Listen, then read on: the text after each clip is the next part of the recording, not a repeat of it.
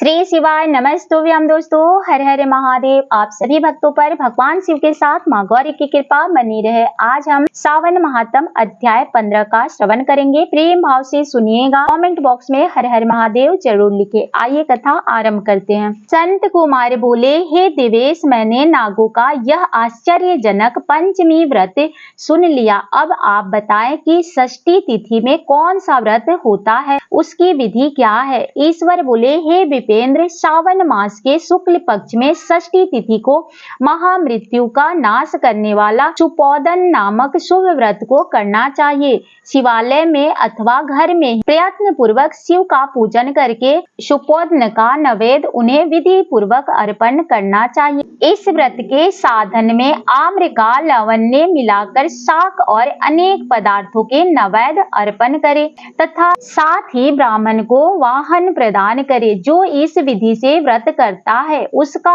अंत पुण्य होता है। इस प्रकार में लोग यह एक प्राचीन इतिहास करते हैं, जो इस विधि से व्रत करता है उसका अंत पुण्य होता है। इस प्रकार में रोहित नामक एक राजा था। बहुत समय के बाद भी उसे पुत्र की प्राप्ति नहीं हो रही थी। तब पुत्र की अभिलाषा वाले उस राजा ने अत्यंत कठोर तप किया। तुम्हारे प्राबंध में पुत्र नहीं है। ब्राह्मण के द्वारा यह कहने पर भी पुत्र के लिए अति लालसा वाला वह हठवश अपनी तपस्या से विचलित नहीं हुआ।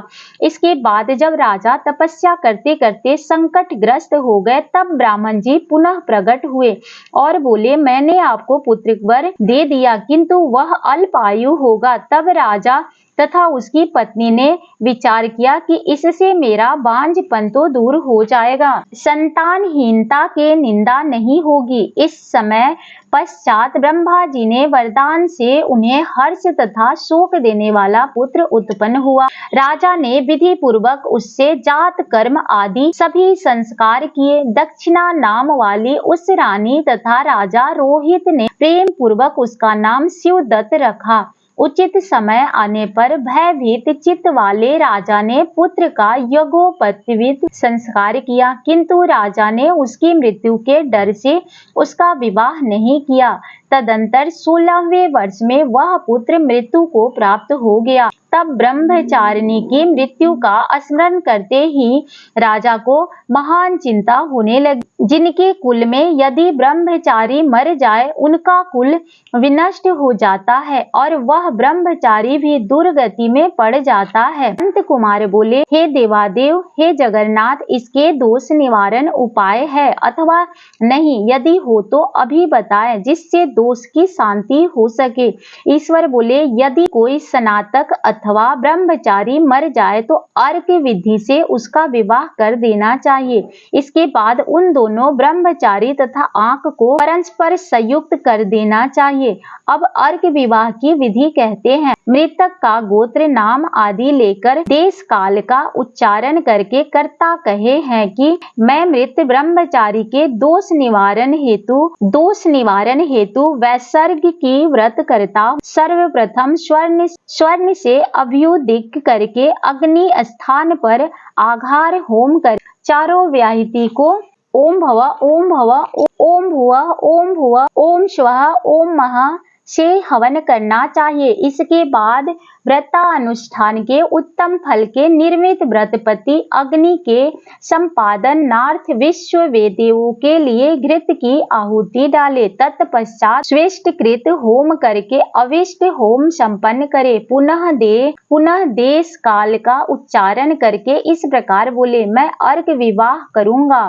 तत्पश्चात स्वर्ण से अभ्युदायी कृत करके आक पौधे डाली तथा मृत के देह को तेल तथा हल्दी से लिप्त करके पीले सूत से वैदिष्ट करे और पीले रंग के 2 वस्त्रों से उन्हें ढक दे। इसके बाद अग्नि प्रस्थान करे और विवाह विधि में प्रयुक्त योजना नामक अग्नि में अघार होम करे तथा अग्नि के लिए आज्य होम करे। तत्पश्चात चारों विवाहितों को ओम भू ओम भुवः ओम स्वः ओम ह ओम स्वः ओम ह से बृहस्पति तथा कामदेव के लिए आहुति प्रदान करे।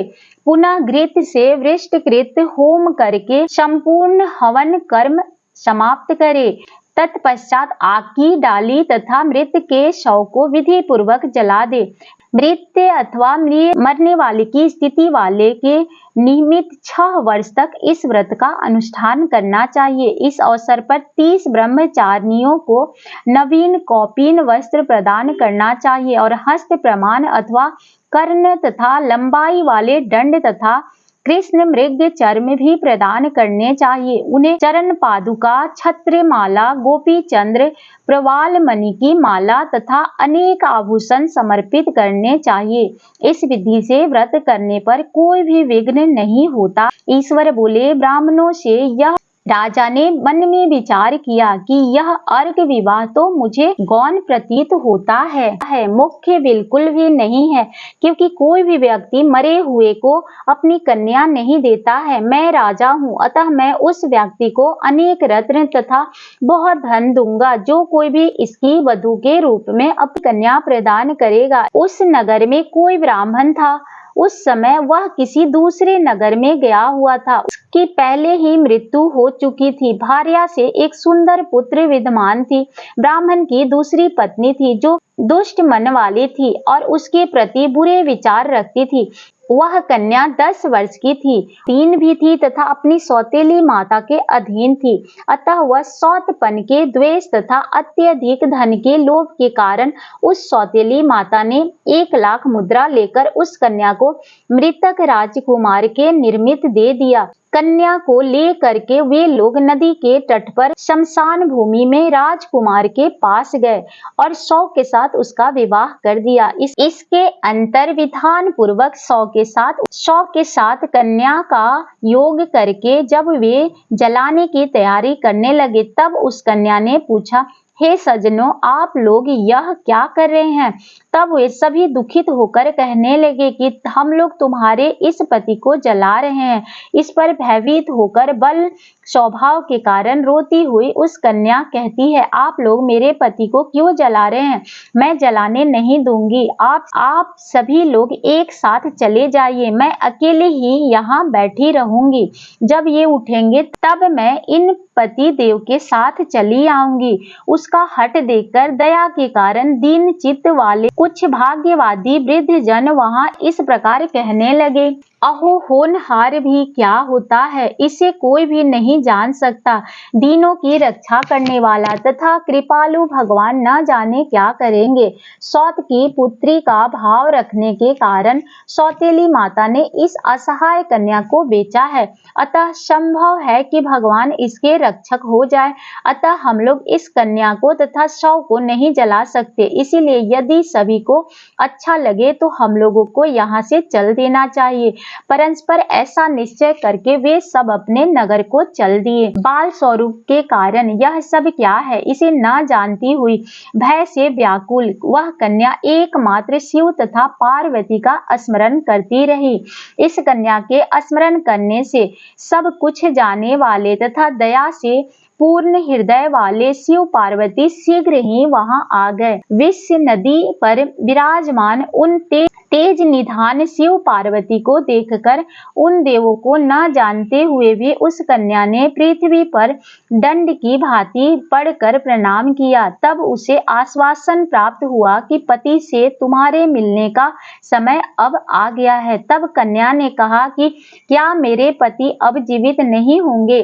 तब उसके बाल भाव से प्रसन्न तथा दया से परिपूर्ण शिव पार्वती ने कहा, तुम्हारी माता ने सुपोदन नामक व्रत किया था। उस व्रत का फल संकल्प करके तुम अपने पति को प्रदान करो। तुम ऐसा करो कि मेरी माता के द्वारा जो सुपोदन नामक व्रत किया गया है उसके प्रभाव से मेरे पति उठ जाए। तब उसने सब कुछ वैसे ही किया और उसके परिणाम स्वरूप शिवदत्त उठ गया। उस कन्या को व्रत का उपदेश करके शिव तथा पार्वती अंतर ध्यान हो गए। तब शिवदत्त ने उस कन्या से पूछा, तुम कौन हो और मैं यहाँ कैसे आया हूँ? तब उस कन्या ने कुछ वृत्तांत कहा और इस प्रकार रात्रि व्यतीत हो गई। प्रातः होने पर नदी के तट पर गए हुए मनुष्य आ करके राजा से ये निवेदन किए, हे राजन, आपके पुत्र तथा वधू नदी के तट पर विद्यमान है। विश्वस्त लोगों से यह बात सुनकर वे राजा बहुत हर्षित हुए। वे हर्षवेरी बजवाते हुए नदी के तट पर आए। सभी लोग प्रसन्न होकर राजा से प्रशंसा करने लगे। वे बोले, हे राजन, मृत्यु के घर गया हुआ आपका पुत्र पुनः लौटकर आ गया है।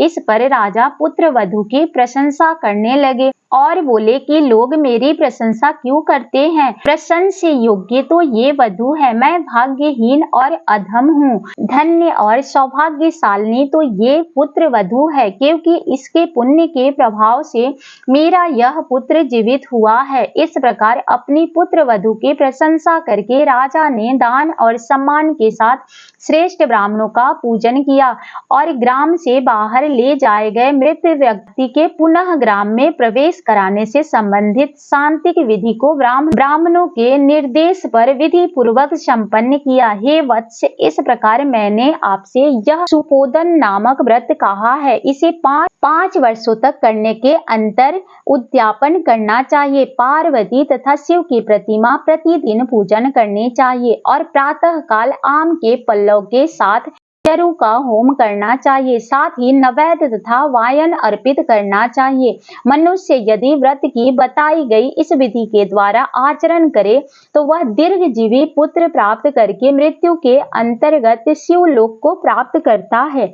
इस प्रकार से सावन महात्म कथा अध्याय 15 संपूर्ण हुआ। प्रेम से बोलिए भगवान भोलेनाथ की जय। पार्वती पति हर हरे महादेव की जय। उम्मीद करते हैं कि आपको कथा पसंद आती है। अगर पसंद आती है तो कमेंट बॉक्स में हर हर महादेव जरूर लिखिए। आप सभी पर भगवान शिव की कृपा बनी रहे। मिलते हैं अगले दिन अगले अध्याय के साथ। तब तक के लिए नमस्कार।